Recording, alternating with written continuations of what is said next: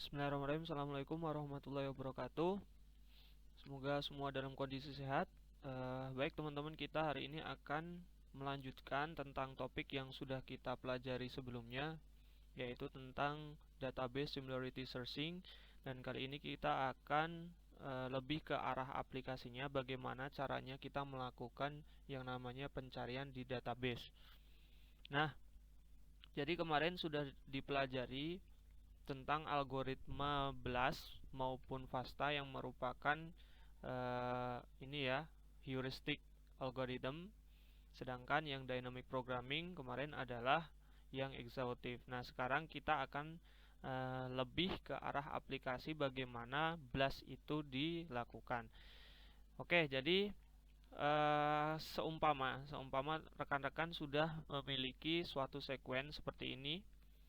Jadi misal saya sudah melakukan penelitian atau saya memiliki data sequence DNA ya, ini karena cuma 4 huruf, ini sequence nukleotida. Saya mau tahu jadi spesies yang saya punya ini tergolong spesies apa dan gennya gen apa gitu. Mungkin kalau gen kita sudah tahu waktu melakukan penelitian, kita sudah tentukan gennya gen apa, tetapi kita mau tahu ini spesiesnya spesies apa, atau mungkin nanti spesies ini kita bandingkan dengan yang lain. Jadi seperti apa caranya untuk mengetahui ini punyanya siapa? Nah, caranya adalah kita ke GenBank ya, ke NCBI, ketik saja. Terus kita langsung masuk ke web NCBI-nya.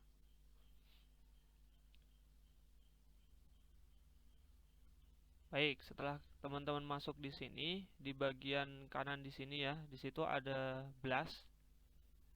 Kalian klik BLAST.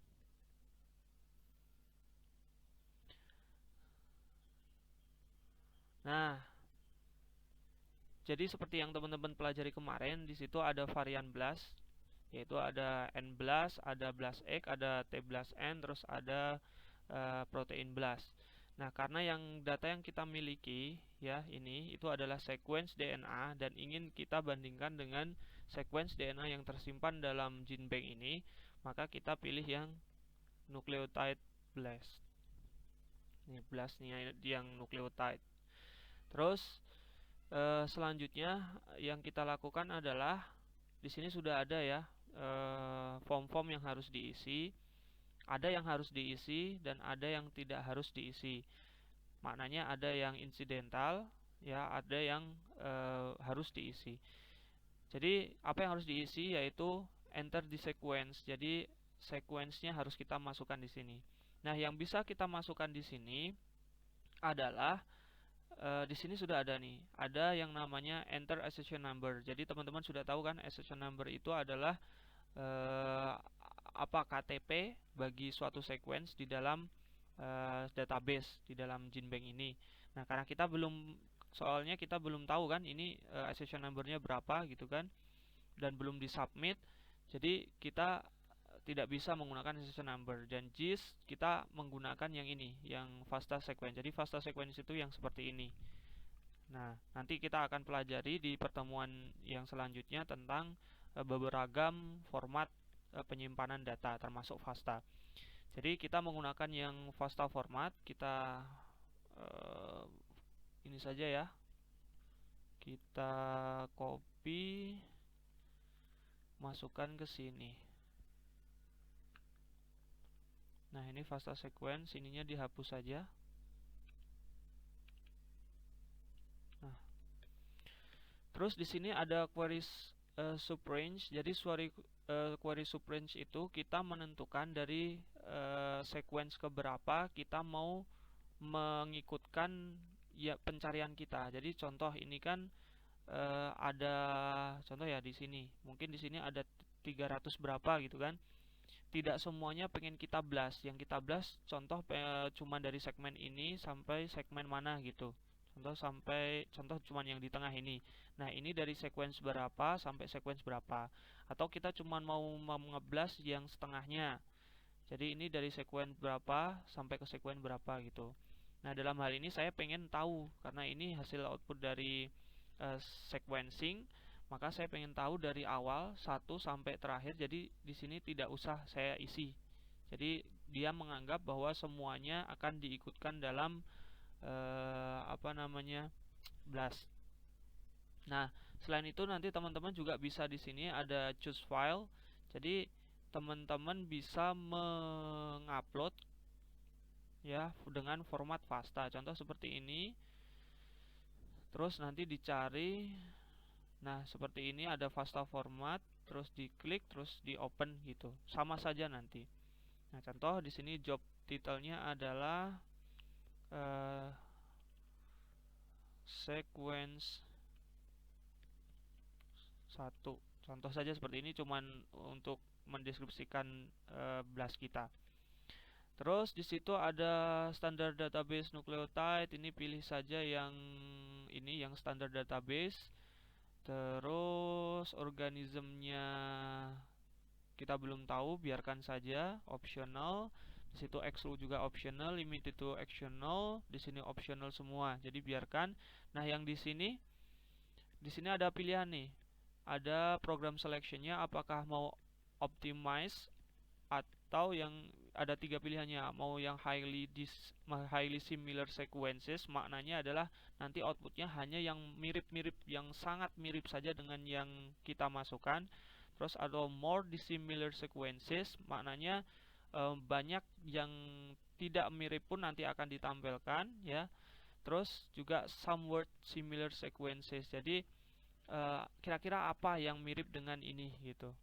Nah, saya akan pilih yang ini saja, yang somewhat similar sequences. Jadi saya pengen tahu kira-kira apa yang spesies apa atau gen apa yang tersimpan dalam database di GenBank ini yang sama dengan yang saya miliki gitu. Nah, terus kita BLAS. Nah, disinilah kecepatan dalam hal blasting ini sangat dipengaruhi oleh 2 hal. Yang pertama dari komputer, dari laptop kita. Yang kedua adalah dari internet, terutama dari internet nih. Karena ini tidak terlalu berat, jadi bergantung dengan jaringan internet kita. Kalau jaringan internet kita kuat, insya Allah akan lebih cepat. Nah, kita tunggu sampai hasil BLAS ini tampil. Karena ini agak internet saya agak lemot ya ini ya. Nah, terus di sini ini sudah tampil ya, teman-teman. Nah, ini salah satu output yang kemarin saya tampilkan tentang output BLAS. Nah, di sini ya, contoh ini adalah deskripsi dari pekerjaan kita. Di sini ada job title, tadi kita beri sequence 1. Terus apa ini? Yang penting programnya tadi kita pakai BLASTn. Terus database-nya nukleotida, terus query ID-nya ini query-nya punya kita nih. Diberi nama ini, terus description-nya tadi tidak ya, cuman job title-nya. Terus molecule type, di situ ada DNA, terus query length panjangnya berapa itu, 1000 sekian dan sebagainya. Nah, di sini sudah ada. Tetapi yang urgent yang harus diperhatikan itu yang di sini nih. Yang di sini yaitu output dari BLAS. Nah, kemarin sudah ya disampaikan seperti ini. Jadi urutan ini ke bawah, ke arah bawah itu menampilkan kemiripan degree-nya. Jadi kemarin kita bisa lihat dari per identify, terus maximum score, ada total score, ada query coverage. Nah, dan ini accession number-nya untuk setiap di sini. Jadi kalau kita lihat ya, di sini sequence yang ini tadi, yang saya punya ini tadi, ternyata dia yang percentage identity-nya itu 100%, itu tuh ada yang atas sendiri ini adalah Heteropoda venatoria isolate. Ini dengan ini gitu. Jadi ini query coverage-nya 100% dan maknanya bahwa sequence saya ini kemungkinan besar adalah ini gitu.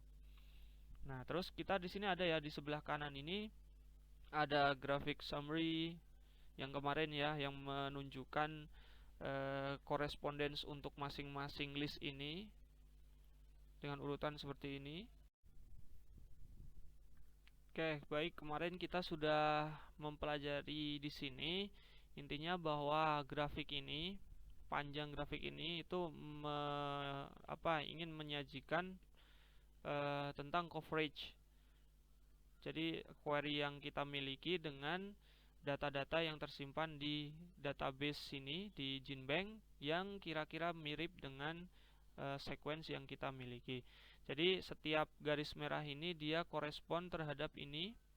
Jadi ini yang atas sendiri adalah garis atas sendiri, bawahnya dan lain sebagainya gitu. Yang bisa kita lihat bahwa semakin query-nya mendekati query ya, panjangnya mendekati query dan warnanya merah, itu membuktikan bahwa dia semakin mirip, mirip gitu. Jadi kita bisa lihat di sini juga hasil alignment-nya. Nah, di sini jadi hasil alignment dari query saya dengan Heteropoda venatoria. Ini query saya dan ini adalah punyanya venatoria yang tersebar di GenBank. Jadi di sini kita lihat ini query pertama, residu pertama di sini sampai 60, 61 sampai 120, terus seperti itu sampai ke 1076. Maknanya ada panjang residu punya saya itu 1076 dan panjangnya punya venatoria juga 1076 dan mereka semuanya match ya. Di sini tidak ada gap dan identitasnya 100%, maknanya dia match semua dari 1076 punya saya itu match semuanya dengan 1076 punyanya venatoria ini.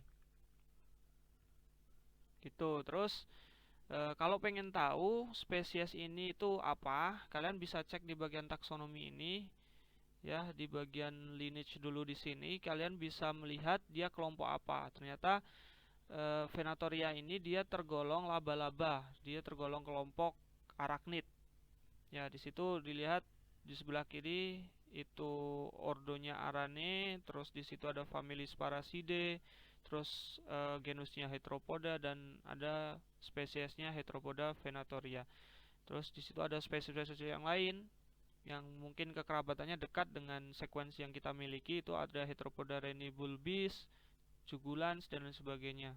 Terus sampai ke bawah ini dia menunjukkan skornya. Semakin ke bawah nilainya semakin sedikit, maknanya kekerabatan dengan yang punya kita semakin jauh. Gitu. Terus di situ bisa dicek juga Heteropoda venatoria itu nama Inggrisnya ternyata giant crab spiders. Terus di situ ada informasi-informasi, pokoknya ini satu ini itu korespon terhadap yang paling atas sendiri tadi dan bawahnya itu menunjukkan semakin ke bawah yang ini tadi, list dari description ini gitu. Selain itu kita bisa lihat juga lebih detail lewat sini ya, lewat. Nah, di sini di bagian atas di sini ada GenBank. Kalian bisa klik. Nah, maka akan muncul output dari database-nya yang sudah kita pelajari sebelumnya. Nah, jadi ini, jadi output rinci dari spesies tersebut gitu. Nah, seperti yang kemarin ya, kita bisa pahami di sini apa saja informasi yang terkandung di dalamnya. Di situ ada locus, terus di situ ada base pair-nya berapa, tipenya DNA, terus definisinya itu nama ini ya, nama ininya adalah Heteropoda venatoria. Terus di sini nama gennya, letak gennya. Terus di situ ada accession number-nya, ada version-nya kemarin sudah ya. Jadi accession dan version bedanya apa? Terus ada source-nya. Terus nama spesies organismenya apa? Di situ ada dari domain Eukarya sampai ke kelas Arachnida tadi, terus ordo Arane, terus dan lain sebagainya sampai ke genus dan spesies. Terus autornya dia yang melakukan studi ini siapa, terus judul papernya apa dan lain sebagainya. Nah, terus ke arah bawah Kan kemarin ada header, feature sama origin, ini ya sequence ya. Nah, origin ini adalah sequence yang tadi kita ini kan blast kan. Terus di bagian atas itu adalah hasil translate-nya, hasil translasinya dari yang sequence yang kita masukkan. Jadi itu teman-teman untuk cara blasting ya di Jinbang. Silahkan teman-teman coba sendiri bagaimana caranya untuk melakukan blasting dari sequence yang kita sudah punya. Kita mau tahu dia tergolong apa dan sebagainya, tinggal masukkan saja ke blast dan kalian pahami. Jadi nanti kita akan mencobanya. Saya sudah siapkan satu sequence untuk kalian. Nanti tugas kalian adalah melakukan blast dan membaca hasil blastnya. Kalian deskripsikan, jadi itu tergolong apa dan lain seperti yang saya jelaskan tadi. Gitu, saya pikir itu dulu untuk ini ya praktik blasting. Silahkan dicoba. Terima kasih, ada kurang lebihnya mohon maaf. Akhirul kalam, wassalamualaikum warahmatullahi wabarakatuh.